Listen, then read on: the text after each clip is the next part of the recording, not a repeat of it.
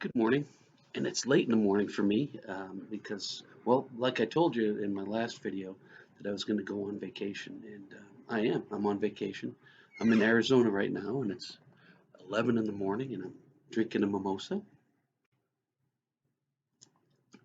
I'm not in my mudroom, as you can tell by the surroundings. I'm in my hotel room, but I've been out shopping, and I told you that I was going to do that, and there's no way that I could not have gone shopping. So what we did was we hit a bunch of pawn shops and gun shops and so forth. And then yesterday was a gun show. So it was about an hour and a half from here, and we decided to take a ride up there. And man, it was a gold mine for me up there with the type of guns that were up there. Were a lot of them were my type of guns, and they were guns that I'm looking for projects. So real quick, because I am on vacation, I'm going to talk a little bit about some of the stuff that I have. This needs some work. It's a Hopkins and Allen. It's a 32 rimfire, which, if anybody knows anything about it, 32 rimfire is a pretty rare ammo since they haven't made it since the 50s. But this gun's going to be a good collector. It doesn't quite work, which is fine because that gives me something to do. It's nickel plated. It's a copy of. I have to look this up. It's a copy of the Colt, of one of the Colt guns that they had. This was made in probably the late 1800s, and like I said, it is a 32 rimfire. It's mostly nickeled. I intend to re-nickel it, and there's some repairs that need to be made. I need to put the new axis on there for the cylinder, and I'll get working on that when the time comes. This will probably go to my son for Christmas, so I still have lots of time to do that. This next pistol, and you notice these are pistols. I've never really shown pistols before, but it's something that I plan to broaden my horizons a little bit with here. This is a Harrington and Richardson. It's a break pistol, which I think is pretty cool. It's an automatic, they call it, because it's supposed to be self-extracting.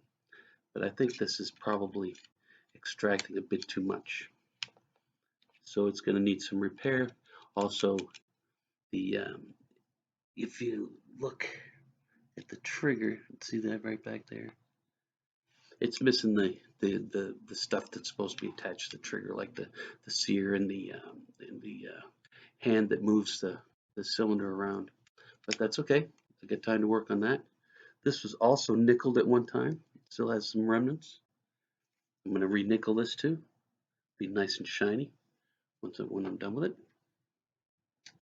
And now we'll get into a little bit more of the stuff that I'm used to. I didn't buy this at the gun show. I bought it a couple of days earlier at a gun shop, and we all know what this is.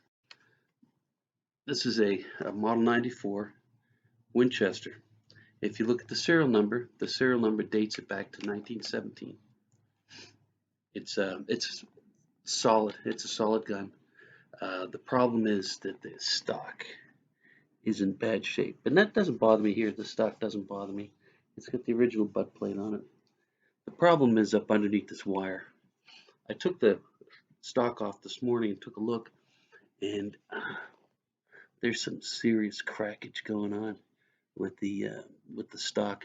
And if you look at it, I don't know if you can see it this way here, it's twisted and over to the side at an angle. So I don't think I'm going to be able to salvage the stock. I'm going to have to get a new stock put on it. The inside the barrel looks good.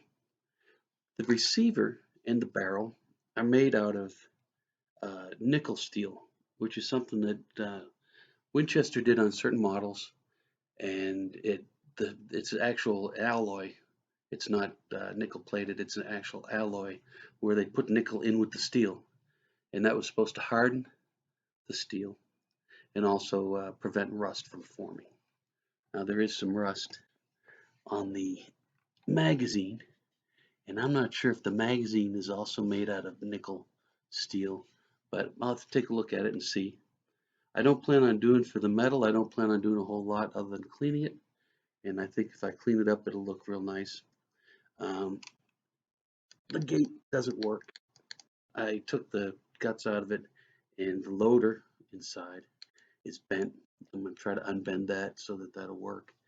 And also the screw for the loader door. I mean for the little door is not the real screw. It looks like somebody took a little wood screw or something and put that in there. So I'll replace that also.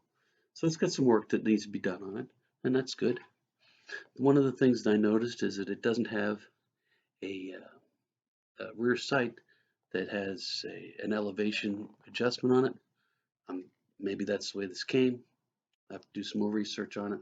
You know, I like to do the research, so we'll present this again along with the other two when I get them done, and we'll have more detail.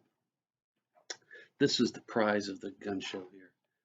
This is my wife's gun. Got it for her, she got it for herself. And what it is, it's a model 1890 Winchester 22 pump action. Pretty cool. You load the rounds into the magazine, and you have the pump action, and you shoot it. It's also a takedown version, so it has a little screw here, and the gun will come apart so that you can, I guess you can fit it into other places that you wouldn't normally fit a full-size gun into. Another feature of this is it's got the octagon barrel on it, and that's pretty cool having an octagon barrel. So I've got some work ahead of me.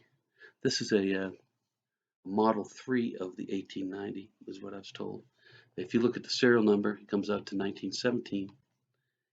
They made them up till I think up to the 50s. I think they made them that long. But this is from 1917, and this is going to need a whole lot of work, just cleaning it up and get it firing. It takes 22 shorts. It doesn't take 22 long. It takes 22 shorts, which we already got at the gun show, obviously, and we'll be able to shoot it.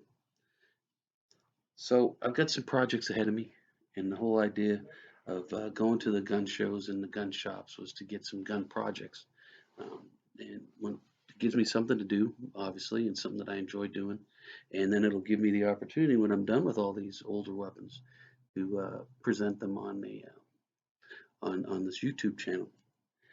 I will probably also be showing some stages along the way of the refinishing of the different guns and the history of all that.